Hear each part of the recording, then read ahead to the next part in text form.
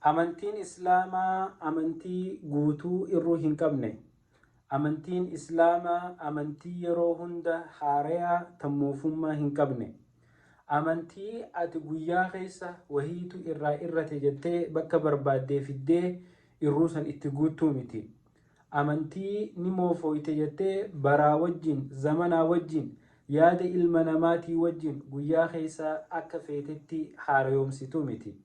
Amantii rabbi biraa nuu buute, amantii ergama haqaa qabdu, amantii kitaaba qabdu, amantii sanada qabdu, amantii waan dubbattu hundarratti ragaa qabdu, amantii fudhatama qabdu ta rabbi subhaanahu wa ta'aalaa inna ad-diina 'inda Allaahi al-islaam.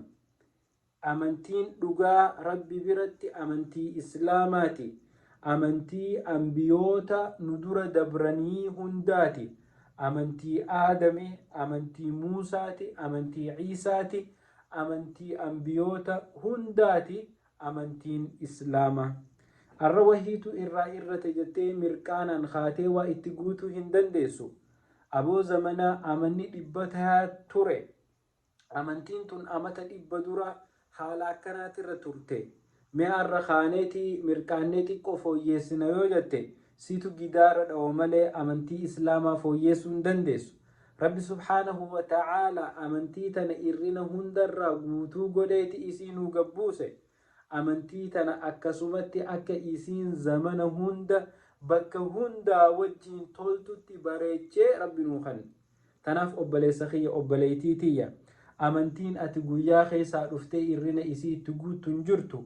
Ati ilma namaa anaafisiitu irrina qaba malee amantiin teenya irrina hin qabdu. Irrina amantiirra barbaaduun if hin rakkisini, ifitti deebi'i, lubbuu teenyatti deebinee irrina keenya if haa gaafannu. Nuti warri dulloomu, warri zamanni isaan shaaru, warri dhabamee du'ee dhabama ta'us nuti. Amantiin ammoo jiraattu gaafa rabbiin isii uumerraa hanga guyyaa qiyaamaatti amantii tana qabannee deemna. Amantii ergamaa qabdu ta haala bareedduun maalummaan isii beekamu tana qabna. Tanaaf obboleeyyan kiyya koottaa amantii bareedduu kitaaba qabdu, amantii bareedduu ergamaa qabdu, amantii rabbi subhaanahu wa ta'aalaa al-yawma akmaltu lakum diinakum wa atmamtu alaykum ni'matii wa radiitu lakum al-islaama diina. Akka irruun qabne aayata kana keessa rabbi nuu hime al-yawma akmaltu lakum diinakum an guyyaa arraa kana amantii teessan irrina hundarraa isiniif guuteetiin jira. Amantiin tun guutu waan itti ida'an takkallee hin barbaaddu. Tanaaf obboleessa kiyya ilaalcha keetu irrina qaba malee akkaataa ati waa itti hubattuutu irrina qaba malee ilmi anaaf ati barannee irrina qaba malee amantiin islaamaa irrina hin qabdu.